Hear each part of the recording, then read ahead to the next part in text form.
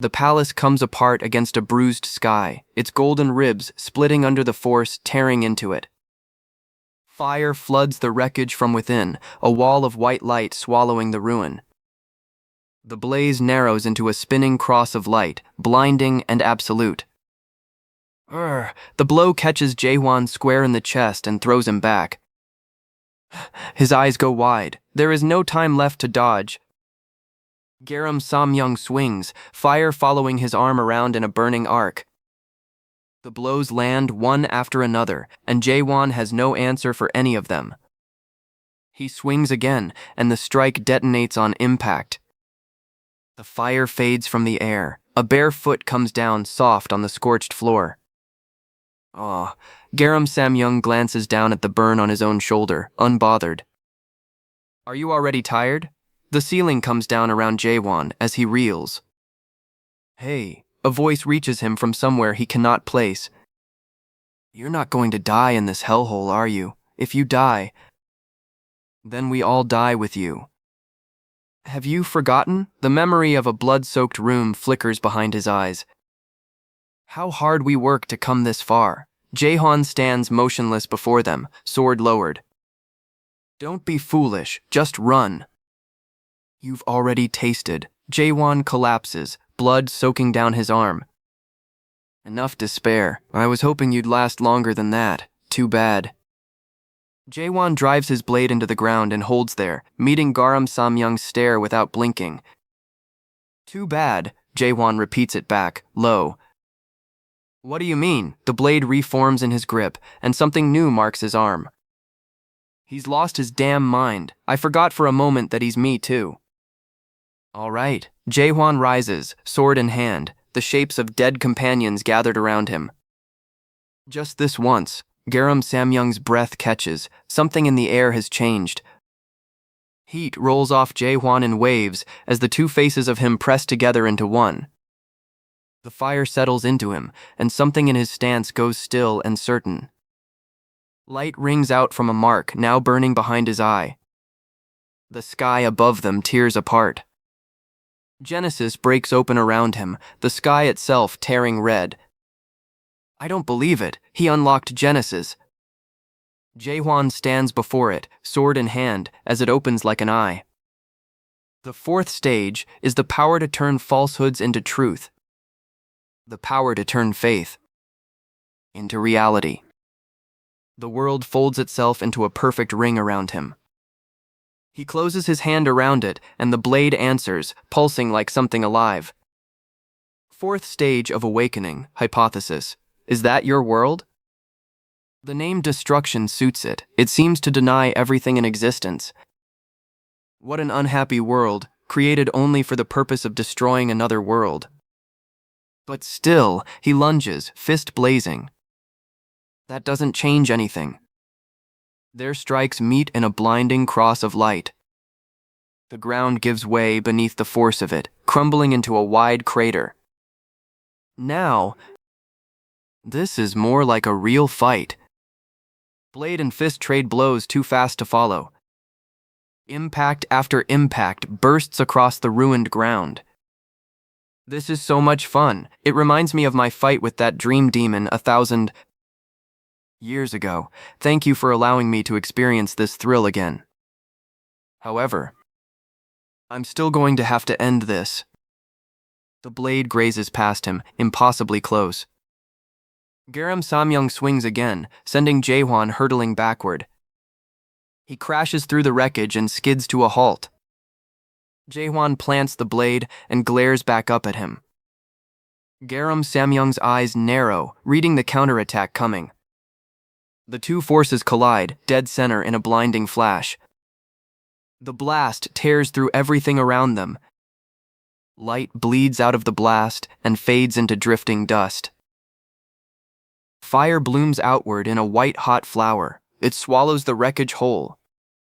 Debris rides the shockwave, streaking past in ribbons of light. He lands hard on broken stone, the void blade already raised. Steam hisses off scorched rock as he crouches low, watching. I've always wondered, what have I been practicing stabbing for? He drops out of the smoke, fist already swinging. There you are. The punch connects. The ground splits beneath both of them. He meets the blow with the void blade, sparks tearing the air apart. But right now, I just keep stabbing. He wipes blood from his mouth. Ugh, sorry. His grin says otherwise. Despite the circumstances, I'm grateful to have met such a worthy opponent. He swings the void blade in a shining arc, and Garam Samyeong twists just clear of it. I wanted this moment. The two blasts collide in a shower of light. The impact rocks him backward, crimson light crawling up his arm as he catches himself. To last a bit longer, the blow lands like a hammer, cracking the ground beneath it.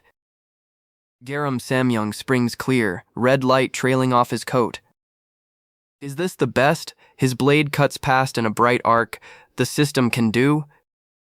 Garam Samyeong's grin cracks into something more brittle. Not quite. They collide again, blade and burning claw crossing in a flash of light. Their attacks spiral into each other, twin colors, devouring the space between them. The structure gives way first. A beam snaps and comes apart in the blast, spinning end over end. The blast tears upward in a spiraling column. Ooh! Elsewhere, Siren Armelt crouches over a fallen fighter as the rubble keeps settling around them. Smoke hisses off the wreckage as Garam Samyeong grinds a sandal down on the broken beam. Garam Samyeong's hand slides along his own jaw.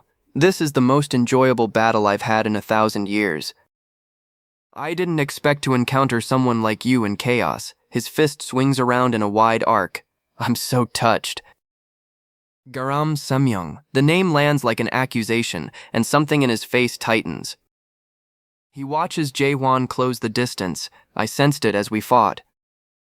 Just as I've practiced stabbing for over 1,000 years, you've only honed one skill for thousands of years as well. The impact drives him down through the wreckage in a burst of light. I can't believe someone like you is an adapted player. What a shame. I can't believe a master like you is an adapted player. What a shame, Jaehwan echoes back. Garam Samyeong only stares back at him, something calculating behind the fire in his eyes. Something flickers behind his eye. Let me ask you one question. What in the world are you trying to do? I'm going. The void blade streaks forward, trailing violet light. To the abyss, something vast and horned rises behind him in silent judgment. Garam Samyeong chuckles into his fist. You sound just like that ridiculous dream demon. His bare feet crack the scorched ground with every step. The abyss is full of warriors even more powerful than me. The Grand Masters gave up on it. Flame roars up his beaded arm. Even that dream demon failed. What makes you think you can do it? Flame tears the sky wide open around him. The blaze collapses inward, gathering into a churning red funnel. It spins faster, tearing deeper into the ruined ground. Jaehwan charges through the firestorm, void blade leveled ahead of him. Steam hisses off scorched stone as Garam Samyeong presses his palms together, gathering flame between them. Something vast unfurls into the firelight, feathered and black at the edges. Jaehwan holds his footing against the gale, his blade humming faintly. His grin splits wide in the firelight. If that's truly what you want, then prove that you're worthy. Wings of flame spread wide behind him, and words burn across the sky, gatekeeper of darkness. The dark shape solidifies, fire pouring off broad shoulders. Elsewhere, Siren Armelt gasps, Oh my God! A gatekeeper and partial divine transformation? I thought he was a warlord, but he's not. He's already reached the level of a general. A black blade condenses in his palm, edges wreathed in fire. Show me your world, Castle Lord of Gorgon. He swings the blade around in a burning arc. His teeth show white against the dark, sharp with anticipation. The dark shape drops toward him, claws spread wide against the firelight.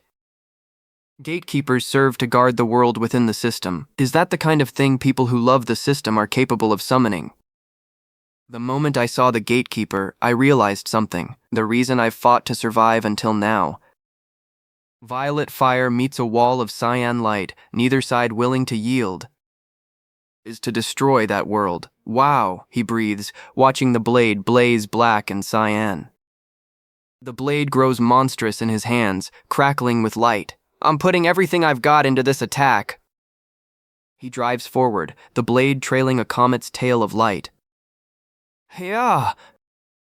The blow catches him mid-turn, blood spraying from the impact. A second blast gathers overhead, violet and blinding. Light tears upward in white streaks, splitting a rift open above the battlefield. A beam of violet and cyan erupts skyward, Jaehwan small at its base, arms raised. The beam detonates into a blinding pink sphere, swallowing the sky. The shockwave rolls outward over the ruined skyline below. Distant towers catch the blast's glow. Closer, the wave throws Siren Armelt and the fallen fighter across the ground. The blast tears past him, and still he holds his ground. Impressive. But it's not enough to stop the attack of a gatekeeper with thousands of years of life experience. Lightning claws through the air, catching on something vast and half-seen. Realization jolts through him, eyes going wide. The lightning detonates in a blinding flash, swallowing everything in blue fire. A pillar of light claws upward, crystalline and blinding. Blue light and red fire cross overhead, neither giving ground. He tips his face back into the light, wings flaring wide behind him. The wings tear the air with a piercing cry. His jaw stretches wide, fire boiling up from somewhere far past his throat. Their hands lock together in a burst of light, claws against claws. The gatekeeper of darkness! Flame erupts around his crouched, marked body. Garam Samyeong. His hand reaches up, blood dark at his side. Something vast and crystalline answers his reach, a blade of black stone and blue fire descending into his grip. His boots settle into the wreckage, the blade humming behind him. So long. His hand comes up, eyes blazing, finger leveled like a blade. The attack rips upward through cyan and crimson, tearing the sky in two. The blast collapses into a single blinding eye of light. Even now, Garam Samyeong's grin doesn't waver. That was such... Dark wings unfold against a wash of cyan light. An entertaining battle. His face is a ruin of ash and fading fire. The blast tears open the ground itself, hurling rock and dust into the dark. Debris rains past the distant spires as the light finally starts to fade. The last fragments drift down through the quiet. Wind tears across a sky gone red, ash riding it like sparks off an open wound.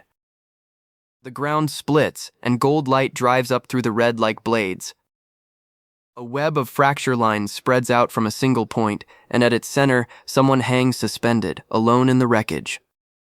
I guess this means I lost. His chest is torn open, steam bleeding off the wound into the red air. Now that my body is in ruins, I can finally see it, the eye that sees and rules over everything in this world. The end of the abyss that rests at the pinnacle of the Tree of Illusion. The place with the first nightmare. A boot comes down on scorched, cracked ground. Is that what you wish to reach? Jaehwan stands over the body at his feet, blade planted through it, light bleeding blue along the steel. No. That's the enemy I need to defeat. Is that so? But your world won't be very popular in the abyss. Your truth is too cruel for most people to accept in return for abandoning hope. Who would want to live in a world like this, with those strange creatures flying around in the sky? But if you do encounter people who believe in your world, perhaps they might find whatever it is that they've lost in it, although they'll have to live in despair for the rest of their lives as a result. Now hurry up and cut the pineal gland before my body returns to the great realm. Any last words? If you make it to the abyss, find Gainik and tell him what happened to me, and beware of Mayad. He'll come after you once he finds out that you've unlocked Genesis. Let me ask you one final question. Why didn't you kill me? You could have easily killed me before I achieved awakening. Why did you spare me? Why? I'm not sure. Please, grant me the strength to climb the tree of illusion.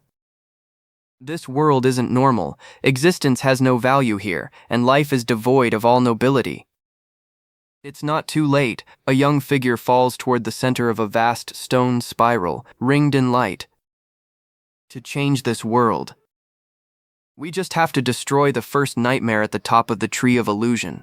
But the world didn't change, and the dream demon's final words rang in his ears for a long time.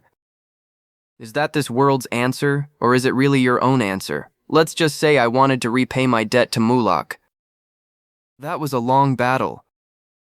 Hurry up and end it.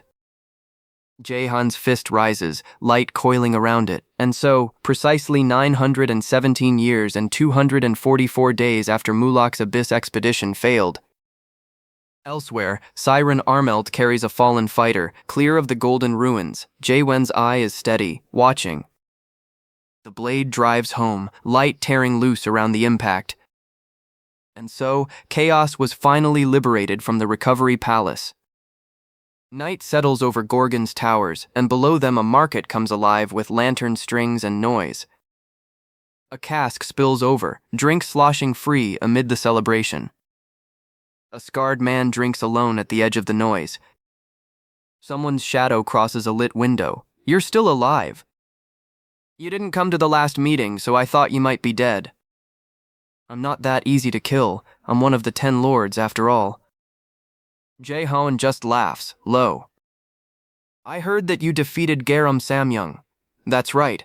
He was a remarkable master, in many ways. Did you know him well? Everyone in the Jaehwan family knows about the Samyeong family. They drove the Jaehwan family out of the Great Realm and stole our place as one of the 5 families. The Samyeong family is known for producing the greatest warriors in the Great Realm. Now that you've killed Garam Samyeong, a member of their family, it's only a matter of time until they come after you. Don't worry, they can't come here anymore. What are you talking about? Wait, did you take over the narrow gate? That's right. They likely won't be coming to Chaos for a while, since the narrow gate is the only way for them to come here alive. But I wouldn't be too confident about that. There are other ways to reach Chaos, aside from the narrow gate. I know what you're worried about, but if they're willing to sacrifice their own lives to come after me, then they might just be worth fighting. Anyway, I hope you feel better soon. A door creaks shut behind him. He's still as mysterious as when I first met him. Gorgon's towers rise against the stars as Jaehwan looks out over them. I've already been in Gorgon for a long time, he thinks, alone on the floor. So much has happened since I got here. Somehow, he even became the Castle Lord. I still don't want the job. Anyway, it's been a real whirlwind of events. The Castle Lord has disappeared again. Find him right now. The Minister of Law is in tears. Hasn't really done anything as the Castle Lord. Hey, kid. Kaiman kept whining that he wants to drink with you, so I brought him here. Ha ha ha, I never said that. It was your idea. Are you saying I suggested that we come here and drink with him? At my age? But you did. You're right. Huh? Is that what you expected me to say, you little brat? If an elder says something, you bow your head and agree? I'll bow my head when you tell the truth. And for your information, I'm 1,154 years old. I'm not a kid. Oh yeah? Well, I'm 1,200 years old, you little punk. Gee, that's so childish. What did you just say? Jaehwan just chuckles. I think it's time to leave this place, while the old man and Kaiman go on bickering behind him. It seems to have grown on him. Wind drags loose leaves past the sleeping towers. The city holds still under a bruised sky. Rain needles the glass. Jaehwan watches it fall, unmoving. Are you listening, sir? He turns. What were you saying? I was telling you about the Dream Demon Tower, Carpe Diem. What about it? You really weren't paying attention at all, were you? I think the tower's time dilation might be too high.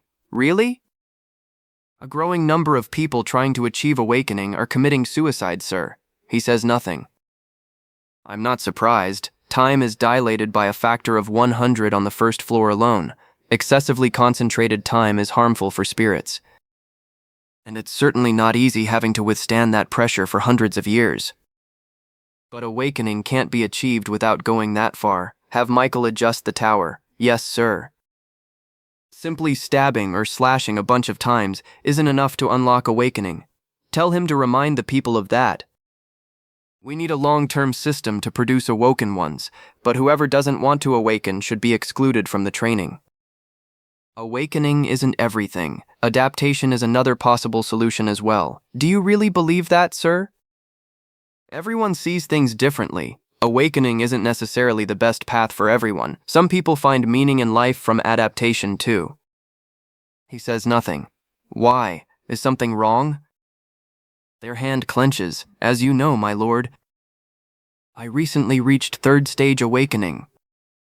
And yet, I still don't see a unique world. That can't be.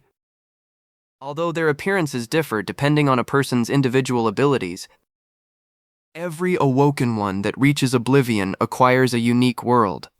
Could it be that the mana you use is no more than a resource granted to you by the system, and yet awoken ones are so eager to destroy the world within this system, that's why you'll never figure it out. This world is just another unique world to someone out there as well. Don't worry about it. Your unique world might be the system itself. Is that even possible? It doesn't seem completely impossible, but I'm still getting to know awakening myself. If my unique world is this system, does that mean I'll have to fight you someday? Possibly. If you want to protect this world, that is. You really do intend to destroy this world, don't you? My lord. Take me with you on the expedition. Jaehwan lets out a long breath. Inspector Javier tilts her head, unsure what prompted it. He slumps over the desk, head bowed. I thought I finally escaped from them. My lord, when do you plan to embark on the expedition? Take me with you, sir. Take me too. I'm respectfully begging you, sir. The hooded elder only nods along. According to Article 3, Paragraph 14 of the Gorgon Special Act, all inspectors are obliged to protect the Castle Lord in the event of an emergency. But you're not the Northern Checkpoint Inspector anymore. Don't shove that legal stuff in my face. Besides, by that time I won't be the Castle Lord anymore. I'm leaving the castle in a week. Are you really resigning as the Castle Lord? Without you, Gorgon will crumble. In fact, not just Gorgon, but all of chaos. Don't worry, I've already taken all of that into account. Let's get going. It's time to complete my last duty as Castle Lord. Rain pours over broken archways. Rain streams down a weathered monument, its carved face catching the last gray light. Row upon row of coffins wait in the rain. Mourners file past in silence. A hooded man cradles a weeping girl's hands, sheltering her from the rain. My lord, you're getting all wet. It's fine. He walks on into the rain. I would like to thank everyone for coming this far with me. We did our very best to defend Gorgon. You all did great. I would like to honor those who sacrificed themselves to protect Gorgon, as well as all the innocent victims. Dr. Chung-ho listens beneath his wide hat, rain sliding off the brim. For the next 3 days, I'll be holding a spirit recitation. I would like to honor those who sacrificed themselves to protect Gorgon, as well as all the innocent victims. Dr. Chung-ae bows his head into the storm, the brim of his hat shedding rain like a curtain. For the next 3 days, I'll be holding a spirit recitation. Isaac Kendall. A young man steadies his weeping sister in the rain. Rachel Belder. An old man looks past his companion's shoulder toward the dead. Kasim Hill. A broad fist clenches at his side. By the way, what's that over there? It's been there this whole time. Something vast descends over the courtyard. I commend you all for fighting so hard. But as I'm sure you're well aware, nothing is over yet. The war has only just begun. Is that the narrow gate? What's that thing doing here? Hurry up and destroy it. Smash it, Castle Lord. Why are you all so surprised? There's still more. It's one of the masters, a master from the Great Realm. My goodness, isn't that Rika, the cowardly master? Footsteps descend toward the gate. Jaehwan raises a hand, tipped with dark, blade-like claws before Rika. Are you going to kill me? Fine. If you're going to kill me anyway, just hurry up and do it, but you'll regret this. The Master of Darkness will never forgive you all for this. Shut up.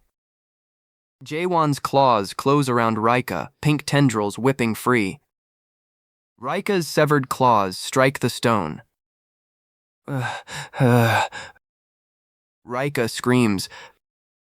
You killed the Master of Dark Fragrance. Do you seriously think they'll just send one warlord here? We might have to face 2 or even 3 of them.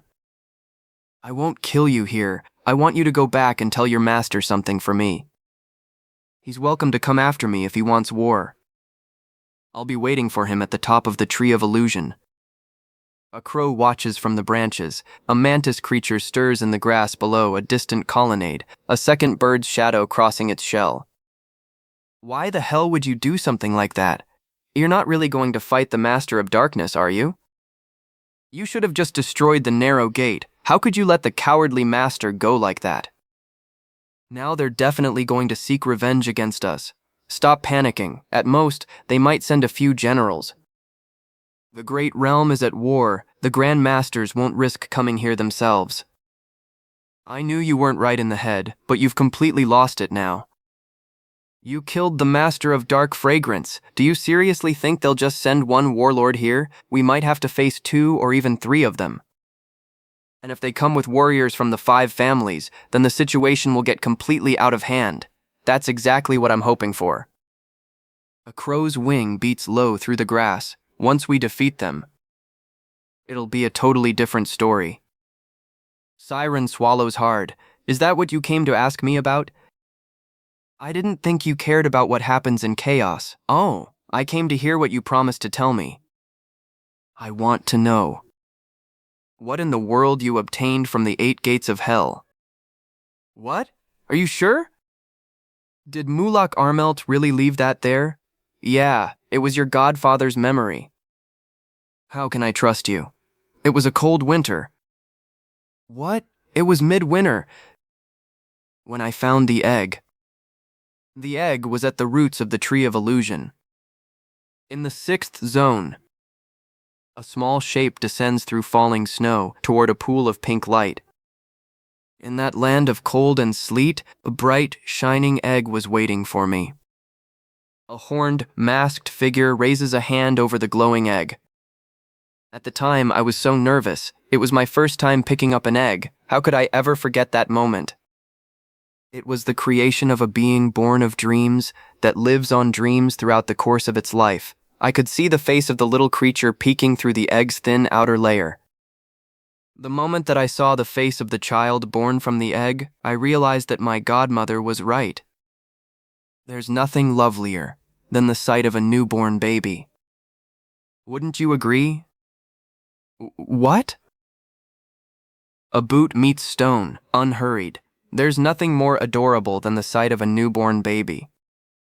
Light cuts white between them. Wouldn't you agree? Color floods her face. What? Is that enough proof for you? Don't read other people's memories like that. According to this memory, all dream demons were born from eggs. Where do I find the Winterland at the roots of the Tree of Illusion? The northern roots of the Tree of Illusion are in the Great Realm. All dream demons are born from the dreams of the Tree of Illusion and found in eggs. By the way, did he say anything else? He must have left me a message or something. I'm not sure. Maybe not. Huh? What do you mean? The memories I witnessed were not presented in written form, like a book. They formed a very complex web. It's challenging to distinguish between the short fragments of memory. Unreadable script hangs in the dark, refusing to resolve into words. Maybe Mulak didn't want his memories to take the form of a coherent narrative. So even if he wanted to leave you a message, I can't say exactly what it might have been. You sneaky rascal! But why are you looking for Mulak? Simply because he's your godfather. That's none of your business. If you need Mulak's memories, I suggest we work together from now on. It'll be in your best interest as well. What? The abyss is where Mulak disappeared anyway. This seems like a good opportunity for you too. Think it over. Siren turns and walks into the dark, saying nothing. That cunning jerk. She streaks off in a blaze of pink light. This was all part of his plan from the beginning. How dare he toy with me? Hold on, memories? Wait. You said my godfather left information in the form of memories, right? That's right. In that case, I have a brilliant idea. Boots strike the floor in a streak of pink light. Didn't you say that I'm not allowed in here ever again? Shut up, that was before. I thought you wanted to protect your privacy or whatever. Like I said, that was before. I need to prepare everything, so be quiet. There, all done. Something vast turns over in the dark. Chains shift in the dark. A spiked, bear-shaped rack descends on its chains, Hyug-mi stitched across the front. What do you think? This device will help us perform the squeeze. Squeeze? As the word implies, it means linking yourself to a spirit and squeezing the memories out of it. Dream demons usually perform a squeeze when they run out of spirit energy. It's a way of experiencing a condensed version of someone's emotions, memories, and general state of awakening. A single squeeze can give dream demons lots of ideas for quite a while. I can't speak from experience, since this is my first squeeze, but other dream demons describe their squeeze experiences in exaggerated, almost ecstatic terms. They say it's like paradise, or the most intense pleasure imaginable, but to be honest, I don't believe them. So basically, you want to use this squeeze thing to see your godfather's memories. Do I just need to lie here? Yep. Are you ready? Let's get started. Hurry up and get it over with.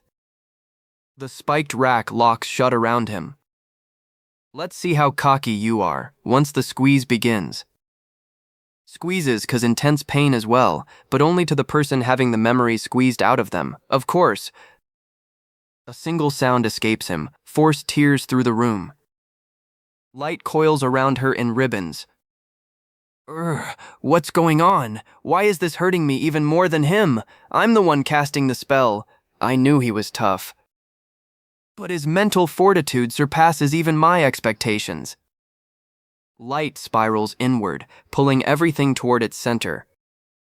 Siren says nothing, watching. Oh, so this is what it looks like inside an awoken one. A ringed world turns, and within it a hooded figure reaches out. The other dream demons weren't exaggerating. A sphere of memory drifts past, crowded with faces. But wait, how can a single human's mind contain so many memories?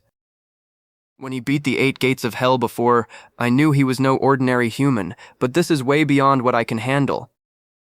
A ringed sun flares to life at her touch. Huh!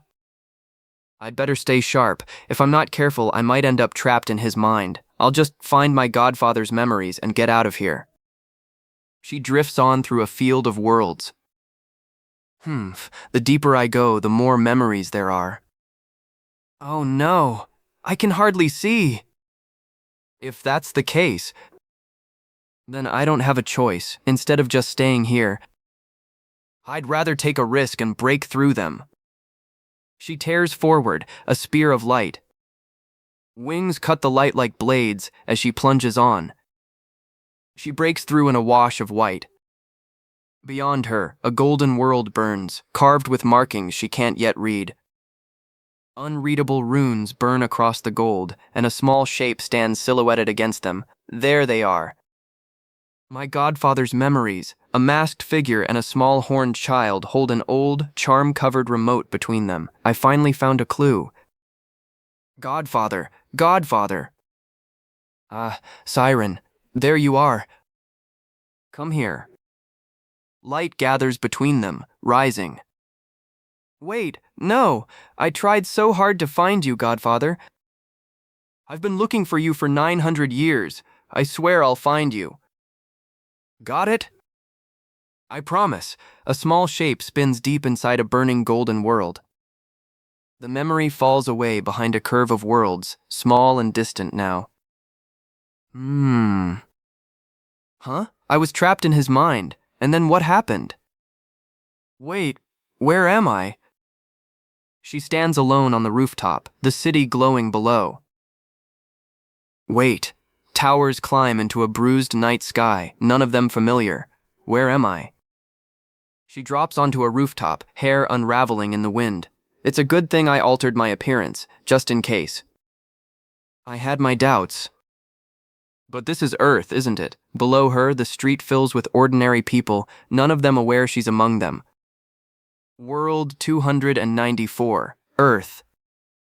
Dream demons sometimes ride the roots of the Tree of Illusion down to visit Earth, just for fun. I've done a lot of research on it. This is where I found the inspiration for my current fashion style. Because the dream demons before her guarded Earth so carefully, the cultivators stayed unaware of it for a very long time.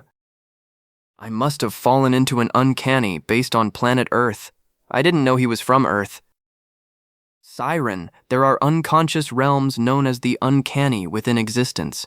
Uncanny. That's right, an uncanny is created based on an individual's place of origin. Furthermore, every spell in their world is crafted based on the theme of their uncanny. If you ever fall into an uncanny, there's only one way to escape. You must find the guide, the only sentient being in the otherwise unconscious realm of the uncanny. The guide is the only person who knows the way out. That's not good. How am I supposed to find the guide around here? Move! She shoves past someone, bolting the other way. Something below catches her eye, and she freezes mid-drop. Get back here! Stop right there! Two officers scramble across the rooftops after someone's still out of sight. That kid! You've managed to avoid us for some time. But it's time to give up, kid. He grips the pipe tighter, refusing to back down. This is why kids are stop. What do you think you're doing? He's just a little kid. Huh? A civilian? Stay out of this, young lady. He's dangerous. This boy has refused to grow up. Refusing to grow up is a serious crime, punishable by death. We're only trying to do our job. What? Punishable by death, you say? It's a crime to remain a child? I didn't know Earth had a law like that. Wait a minute, something's odd about this lady. Doesn't her accent and clothes seem strange? What do you mean? Maybe it's just cosplay. Miss, can we see some ID? Are those horns on her forehead? Crap, I thought my horns were completely hidden. Siren, never do anything to draw attention to yourself while you're in the uncanny. The uncanny is a world that rejects anything unfamiliar or strange. A crowd of identical, smiling, featureless figures presses close together, but one, colored differently from the rest, has stopped smiling. There's no telling what might happen to you. Behind a raised blade, the crowd's faces glow with rings of red. If you stand out from everyone else, I know I'm not supposed to stand out, but I don't have a choice now. Fire spirals upward around her raised hand. I'll have to chase them away with magic. Are those flames? Flame roars up her arm. Huh? Why isn't my spell working? Caution, caution. Both officers' eyes flare red. Something heavy drops from a slack hand. Caution, caution. The boy flinches, a sharp breath escaping him. Bone cracks wet and wrong as the shape wrenches into something else.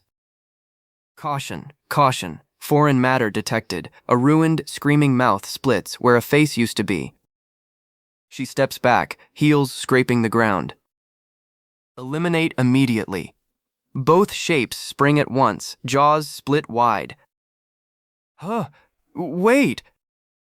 Humph. What are you doing? Something small and fast closes on the creature from behind. Metal cracks across the creature's jaw, and Siren drops free. The creature swings wide, but he's already reading the strike. Steel opens the creature in a single arc.